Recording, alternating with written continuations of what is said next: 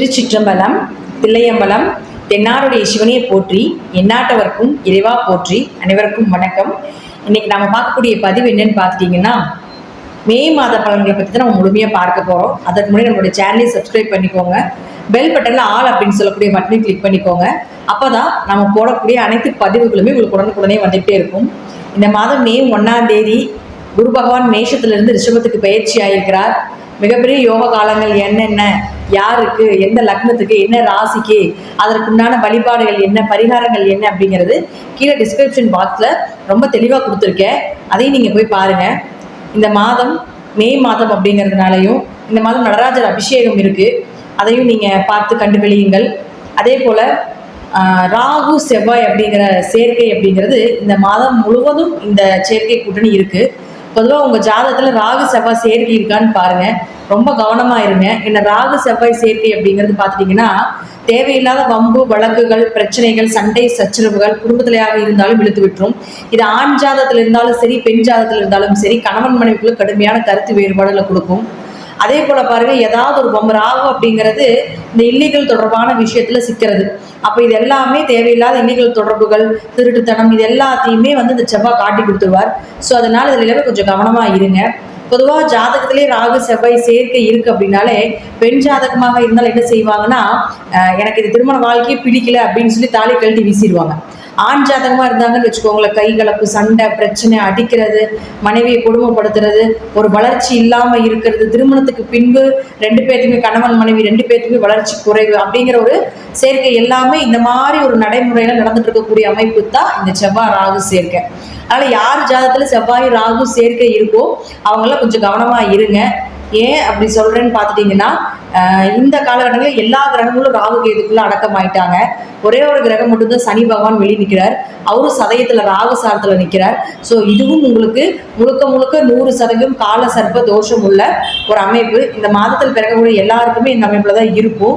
அதனால அது மட்டும் இல்லாமல் செவ்வாய் ராகு சேர்க்கையாகவும் இருக்கிறதுனாலையும் கொஞ்சம் வம்பு வழக்குகள் இயற்கையாகவே உங்கள் குடும்பத்தில் நடக்கிறதுக்கு வாய்ப்புகள் உண்டு.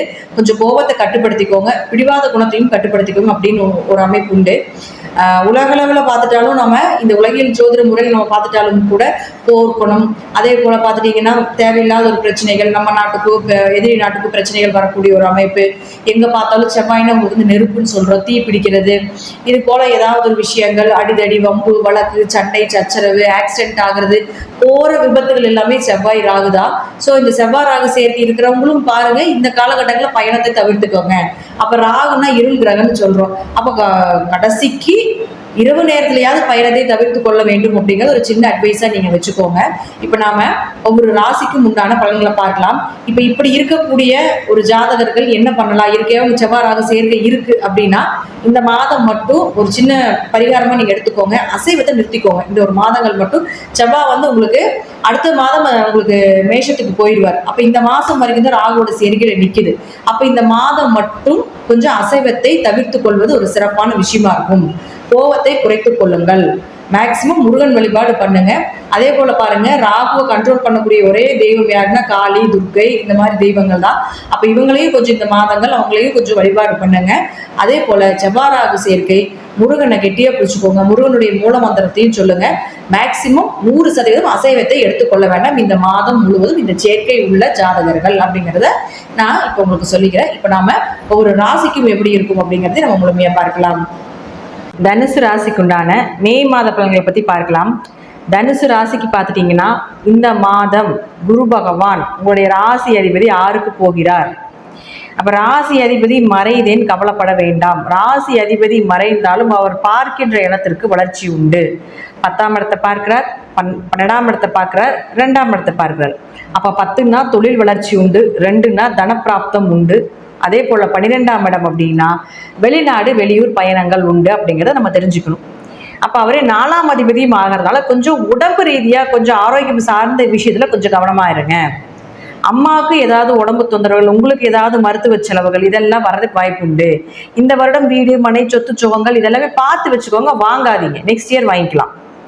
அதே போல் அடுத்தது பாருங்க, உங்களுக்கு 5 மற்றும் 12ஆம் அதிபதினு சொல்லக்கூடிய செவ்வாய் 4ல் போய் ராகுவோட சேர்றார். 5ஆம் அதிபதி 4ல் சேர்ந்தால் உங்க குழந்தைகளுக்கு ஏதாவது ஒரு மருத்துவ செலவுகள் செய்ய வேண்டிய ஒரு சூழ்நிலைகள் வரும். ஏன்னா ராகு அப்படிங்கிறது அங்க எந்த இடத்தை பிடிக்கிறாரோ அந்த இடத்துல ஒரு பாதிப்புகளையும் ஒரு விரைய செலவுகளையும் ஒரு மனக்கசப்புகளையும் கொடுப்பார் அப்படிங்கிறது உண்டு. அப்ப இந்த மாதம் முழுவதும் செவ்வாய் இங்கதான் இருப்பார்.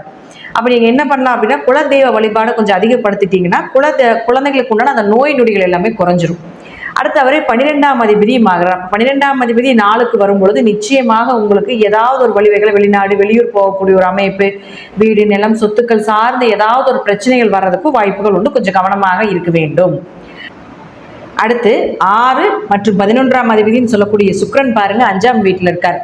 6க்குடையவர் 5ஆம் வீட்டில் இருந்தால் குழந்தைகளுக்கு ஏதாவது வேலை வாய்ப்பு தேடிட்டு இருக்கீங்க, அவங்களுக்கு ஏதாவது வெளியூர் வெளிநாடு போய் வேலை கிடைக்கணும் அல்லது நல்ல உத்தியோகம் கிடைக்கணும் அப்படின்னு நினைச்சீங்கன்னா இந்த காலகட்டங்கள் உங்களுடைய குழந்தைகளுக்கு வேலை வாய்ப்புகள் கிடைப்பதற்குண்டான வாய்ப்பு உண்டு. அவரே 11ஆம் அதிபதியும் ஆகிறதுனால நல்ல வருமானத்தோட கிடைப்பதற்குண்டான எதிர்பார்த்த லாபத்தோட கிடைப்பதற்குண்டான வாய்ப்புகளும் உண்டு.